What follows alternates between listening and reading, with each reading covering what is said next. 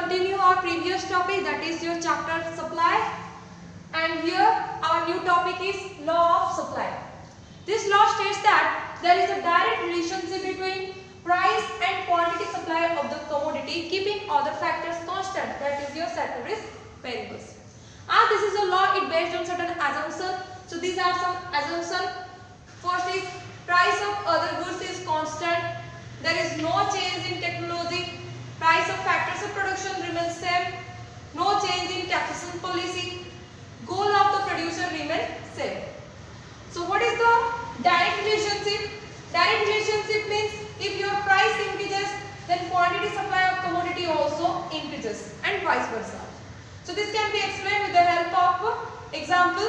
Suppose here price of commodity X is in rupees, that is 1, 2, 3, 4, 5, and here quantity supplied, that is increases. Suppose this is 10, 20, 30, 40 and 50. So here as your price increases, then your quantity supply also increases, and this can be shown in this diagram. That is your x-axis, this is your y-axis. X-axis indicates the quantity supply of commodity and y-axis indicates the price of commodity. So here the direct relationship means there is a positive or there is an upward movement of the supply curve. Now we will discuss some reason for law of supply. First is profit motive. As price increases, then the producer wants to maximize their profit. That means he wants to increase their profit. So he wants to supply the commodity as increasing their production. So here all the are in one direction, that is positive relationship between price and quantity supply of commodity. Another reason is change in number of firms. As your price increases, it induces the producer to enter into the market and earn high profit, and it number of increases in the firms indicates the market supply also increases. The next is change in stock. Change in stock, that means as increase in price, sellers are ready to supply more goods from their stocks, and your quantity supply of commodity also increases. So here is the positive relationship between price and quantity supply of the commodity. For that purpose, your diagram in supply go upward movement. Now we will discuss the exception to the law of supply.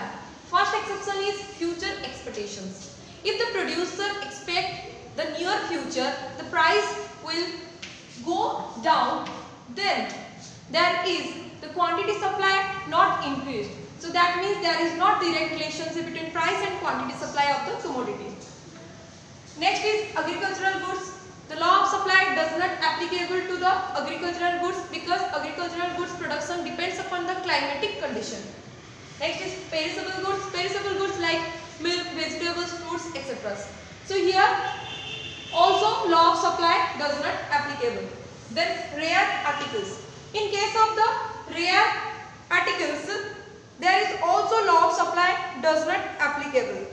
So for example, supply of rare article like painting of Mona Lisa cannot be increased even if their price are increased. And the last is backward countries.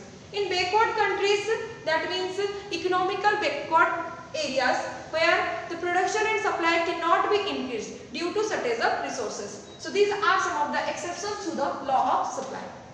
Our next topic is movement along the supply curve. This is also known as change in quantity supply. So change in quantity supply occurs due to change in price only, and it leads to movement along the supply curve, and it has two options, either upward movement or downward movement. Upward movement is known as expansion in supply, and downward movement known as contraction in supply.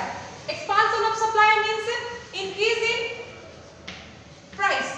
That means the supply curve expand, that means due to increase in price, and contraction in supply means due to decrease in price. This can be explained with the help of diagram. x-axis indicates quantity supply. This is y-axis indicates price. So here is the price P and your quantity is Q. As we know that when price increases, that is P1, then quantity supply also increases, that is Q1.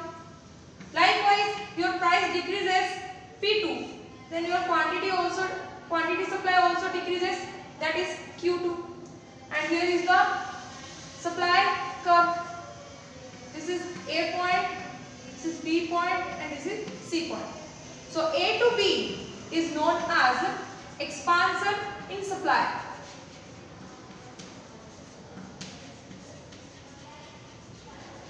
And B to C is known as contraction in supply.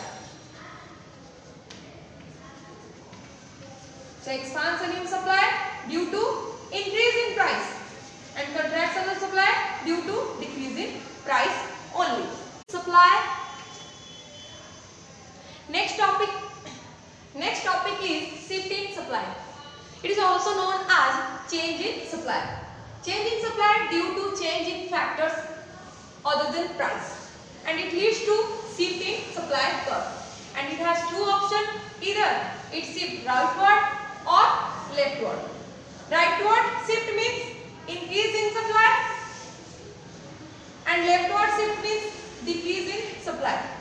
Increase in supply due to the favorable changes in factors, and decrease in supply due to unfavorable changes in factors other than price. This can be explained with the help of diagram. This is x-axis indicates quantity supply, y-axis indicates price. As price P is here, then quantity is supply is here. So this is your supply curve.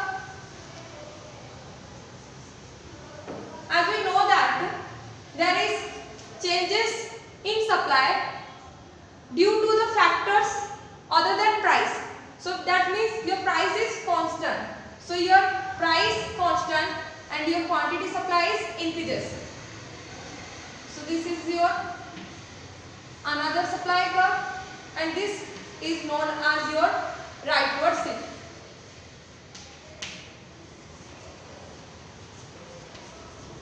Similarly, your price is constant but your quantity supply decreases. This is your Q2 and this is your Q3. So here another supply curve, and here it is known as your leftward shift.